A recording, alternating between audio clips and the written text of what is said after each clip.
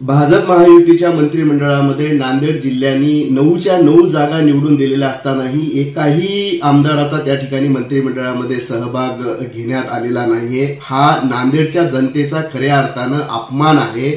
ज्यावेळी काँग्रेसचं सरकार ह्या महाराष्ट्रामध्ये होतं त्यावेळी नांदेड जिल्ह्याचा मंत्रिमंडळामध्ये सहभाग असायचा, तर मंत्रिमंडळामध्येच नाही तर या जिल्ह्याचा नेते हे 4 वेळा मुख्यमंत्री होते, केंद्रीय गृहमंत्री होते आणि पहिल्यांदा निवडून आलेल्या आमदाराला सुद्धा काँग्रेसनी ह्या ठिकाणी मंत्रिमंडळामध्ये सहभागी करून जिल्ह्याचा पालकमंत्री केलेलं होतं। हा काँग्रेसचा इतिहास असताना आज भाजप आणि महायुतीचं सरकार स्थापन झालेलं आहे आणि महायुतीला जिल्ह्यातल्या 9च्या 9 जागा ह्या इथल्या जनतेनं बहुमतानं दिलेल्या आहेत। पण आज घडीला नांदेड जिल्ह्याचा एकही मंत्रिमंडळामध्ये समावेश झालेला नसल्यानं या ठिकाणी नांदेडचा विकास कुठेतरी खुंटतो की काय अशा पद्धतीचा एक प्रश्न इथल्या जनतेला पडत आहे। आणि खऱ्या अर्थानं जनतेनं एवढा मोठा बहुमत त्यांना दिलेला असतानाही या जनतेचा कुठेतरी मंत्रिमंडळामध्ये सहभाग न केल्यामुळं